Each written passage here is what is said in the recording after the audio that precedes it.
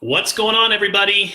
Happy Friday. It is the first Friday of 2019. Hope you guys are having a great day. Thank you very much, Mrs. Flaherty. You got a little bit of lipstick on your teeth right there. Thank you. I figured I'd tell you now so that you didn't have it on one, Men, if women ever have lipstick on their teeth and they're talking to you, you have to tell them. Woo! Right, honey? What are we drinking? Celery. Celery. Celery juice this morning. This one doesn't have apple in it, does it? No. Drinking. I graduated you to the big boys club, honey. Hey, so who is on the celery juice kick right now from Medical Medium? Yeah. So Summer loves Medical Medium, so we're doing the celery juice. But here's kind of like the balance between Summer and I, just so you guys know. So I'm like, hey, let's go get a cheeseburger. And Summer's like, hey, why don't we go get a fresh juice? And that's kind of how our relationship works. So she keeps me healthy, which is good. Yeah. It's all about balance. And she's always like, here, take this, drink this. Here, you got to take your Ütrition and all. That's just what Summer does. So I'm thankful for you, honey. Oh, thank you. Got to start off by saying that in 2019. So what's up? What's going on? Facebook, Robin Cook. How are you? We need to catch up. Susan, Sean, Carolyn Wisely is in the house. Hey, Carolyn. One of my favorite people in the world. Kim, Lorraine, Rhonda. What is going on, Facebook world? So listen, I want to start off by asking you, what is one word that you're focusing on for 2019? One thing, one word that you want to bring to fruition in your life this year. So it could be courage, it could be consistency, it could be commitment. What's your one word? What was your one word? I want to know what your one word is first. So my one word is be more present. Be more present. So if I'm sitting with somebody, I need to be more present with them. I know you're going to love this, right? Yes, that's my favorite one. If I'm working on something, a lot of times we have text messages that are coming in all day long. And it's really easy to be, even if I'm just like writing something, writing in my book or writing in a story or in a journal or even a post, and text comes in and I see a post and oh my gosh, I got to grab that, and I start responding here, and I'm all over the place sometimes and I'm not very effective. Anybody relate to that at all? What's up, Zap? Michael Zappia is in the house. It's hard for me to pick one word. Sorry, I'm just trying to fix this reflection. It's hard for me to pick just a single word, but right now I feel like my word is discipline. Discipline. I feel like I'm pretty good about my diet and just stuff like that. I don't know. I just feel like December kind of all went out the roof, went out the door. Is that the saying? Michael, what's your one word? Everybody type in your one word in the comment section. I know Michael's. Hey, Mark Roberts, thanks for joining. So what's your one word? So Susan Harding is confidence. That is a great word, right? Everything begins with confidence. There's a quote that I love. If you don't believe in yourself, why would anyone else believe in you, right? So confidence is a good one. I love that. Anybody else want to share their one word? Type it into the comment section below. If you're catching the replay, type replay below. If you click share, please type shared in the comment section so that we can thank you for obviously sharing our live today. What's up, Brandon Self? How are you, my friend? All right. So listen, I want to share a story with those of you that are involved in network marketing. And it doesn't matter if you're an MLM or if you're an entrepreneur in general or you're on a journey and it feels like it's taking way too long, right? It's not happening fast enough. You're looking in your business and you're thinking, oh my gosh, I'm the only one doing anything. Have we ever experienced that before? More than once. Raise your hand or say I if you've ever felt that way before, where it's just like, oh my gosh, this is never going to happen. It's not happening fast enough. So listen, I'm going to share a little story with you. So when we first started in network marketing, I'm going all the way back to 2005, okay? So 2005, we get enrolled into this business. We're excited. Like we went to the meeting and people were popping balloons, and they weren't popping balloons, but we were fired up. So we came home, and in the first month, you guys, I went crazy. Like I was like, this is going to be my future. And I came home and I'm like, honey, we're going to be network marketers. And what did you think when I said that? The first time? Yeah. The first time I was all for it. I thought it was exciting. I thought it was fun. So Brandon Self says confidence. I love that. Hey, Jesse Harris, good to see you. What's going on? So listen, so I came home excited, fired up, and I went out the first month, and I think we sponsored about 18, 19 people. I remember it was mid-October. I remember the weirdest details, but I remember it was mid-October, and the last 2 weeks, I remember what our paycheck was too. I remember for the last 2 weeks of of October, it was $2,100. Yeah, that's right. Yep. So we sponsored like 18, 19 people in the first month. I was excited. I was ignorance on fire. And so we were getting a lot of recognition from the company, from our leaders. We were invited to talk on the first, one of the leadership calls. I got to share our testimonial. So we were on our way. And then like 90 days later, I remember this feeling, right? This feeling of, I logged into my back office and not one person was on auto ship. Not one. And I was just like, I remember it felt like I got kicked into the stomach, because there I was doing all this work, and I'd been, they'd been talking to me about duplication and leverage and, get paid on everyone else's efforts, not just your own.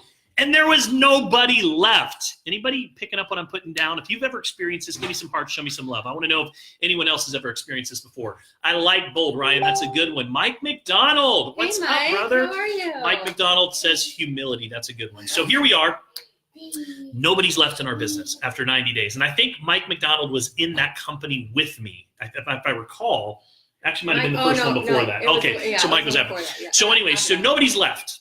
Okay, totally defeated, frustrated. And in the end of that first year, we ended up sponsoring about 30 people into the business. See, some people are starting to understand where we're coming from.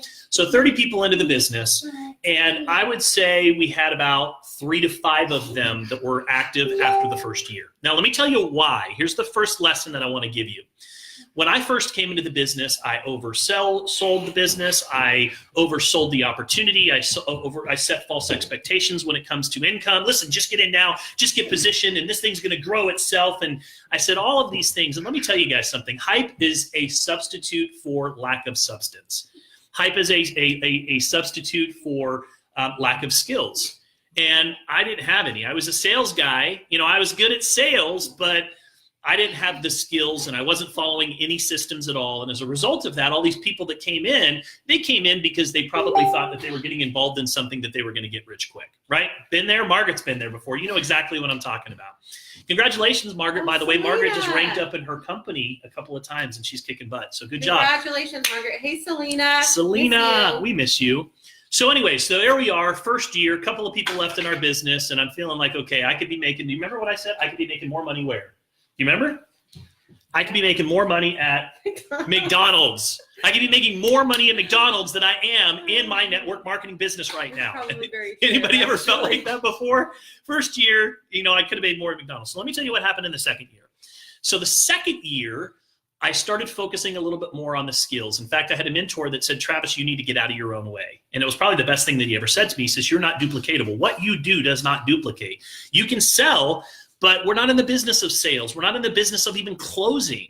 And you're going out and you're over-promising and you're setting false expectations and you're creating this image that people are going to join this business and it's just going to go build itself and all of these things. You need to trust the system. You need to trust the process. You need to learn how to contact. You need to learn how to pique somebody's interest, invite. And he told me, he says, you have 4 main responsibilities in network marketing. The first is just to notify people of what you're up to. That's number 1, right? So I'm going to write these down for you. You guys know me. I love whiteboards. So number 1, if you're a network marketer, your responsibility, just notify people of what you're up to. Number 2, invite them to take a closer look. Hey, listen, here's what I'm up to. You know what? It may be a good fit for you, may not, but I'd love to give you some more information.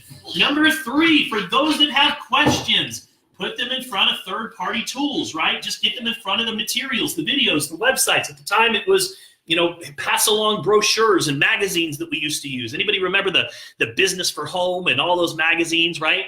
So then number 4 is just collect decisions. And Travis, here's what you need to know. You need to learn to trust the process. You need to learn to marry the process and divorce the results. Marry the process, divorce the results. You just keep putting people through the funnel. That's what the funnel looks like. And the more people you put into the funnel, guess what? You're going to put more people into the business. But here's the thing. People do what they see and not what they're told. So now they're going to duplicate what you do. They're going to duplicate what you do. And you know what? That was kind of an aha moment for me. So second year, let me give you the numbers. So second year, we put into the business 35 people, okay? So 35 people into the business year 2, but here was the difference. So in the second year, we got a little bit of duplication. So approximately 10 people, right about 10 of those people, they went out and they at least got 1, okay? So 10 people went out and they got one. So we started to get a little bit of duplication into our business. And the difference was it was no longer just us sponsoring, okay? And I remember thinking, so this is the leverage that everybody talks about. This is what everyone speaks of, right? So get this. So now the second year, that next year, as we went through the end of that second year and it started to grow, we ended up with a team of probably somewhere around 100 people into our business, okay? Out of 100 people into our business, 70 still did nothing at all, right? They were non-network marketers. They just, they signed up, they either signed the application or maybe they took the product and that was it. But 70 did nothing, but 20 brought in one person. And 5 of those brought in 2. And there was maybe about 3 to 5 of them that, guess what? They went out and they brought in like 10 or more. And so all of a sudden we started to experience this little bit of a compound effect. And what was exciting to me was this idea that even somebody who only enrolled, and get this is what I want you to understand. They enrolled one person. That one person was a doorway. And in some cases, that one person quit. And I don't know if you remember this, but we had people that literally sponsored one person. They quit, but they introduced us to a superstar. Mm-hmm. They introduced us to somebody that went out and they just got busy in the business. And I want you guys to know something. Most of our top earners are the people that led to building our income. Number one, I can tell you that out of the checks that we've built in this business and the money that we've made in this industry, I can tell you that a large majority of those checks came from a handful of people.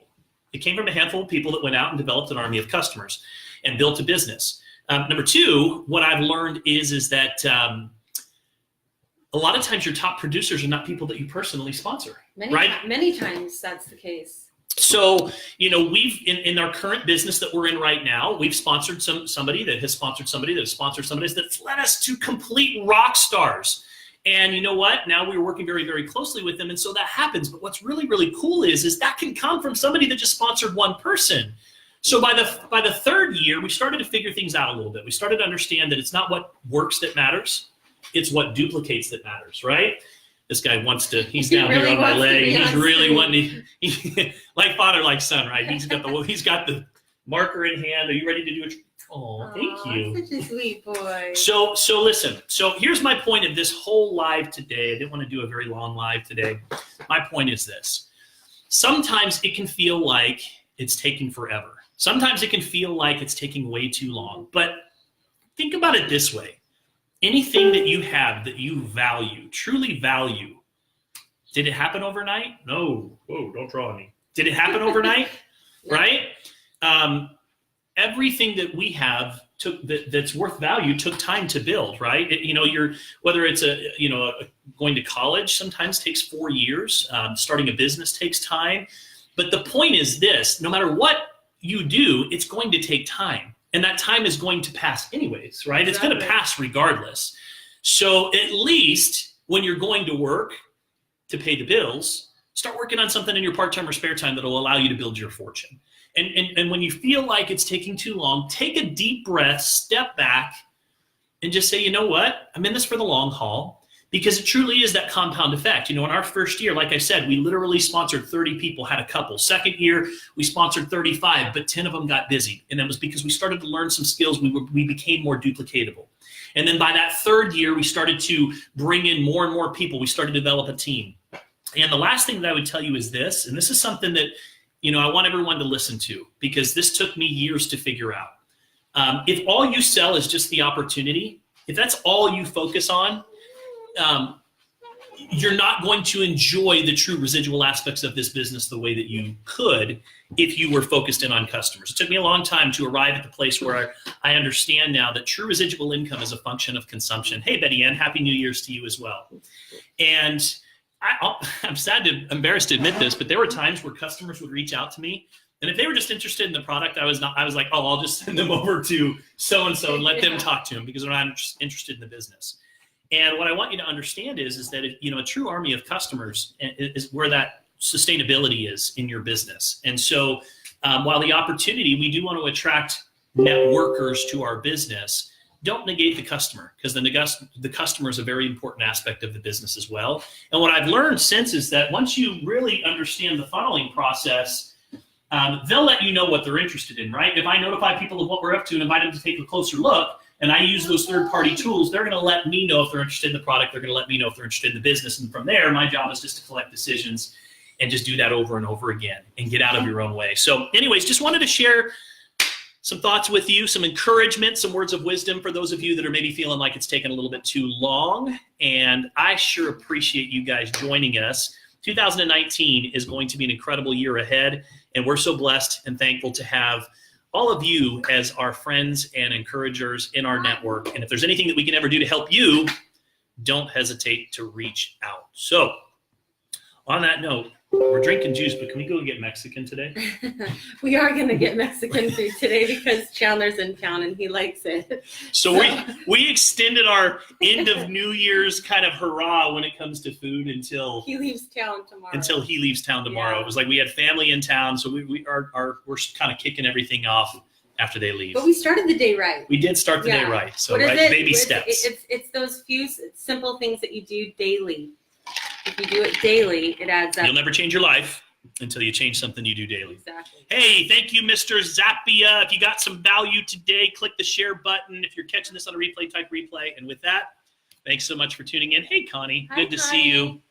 Thank you, Michael. Really appreciate that. You guys have a great day today, and we'll talk soon.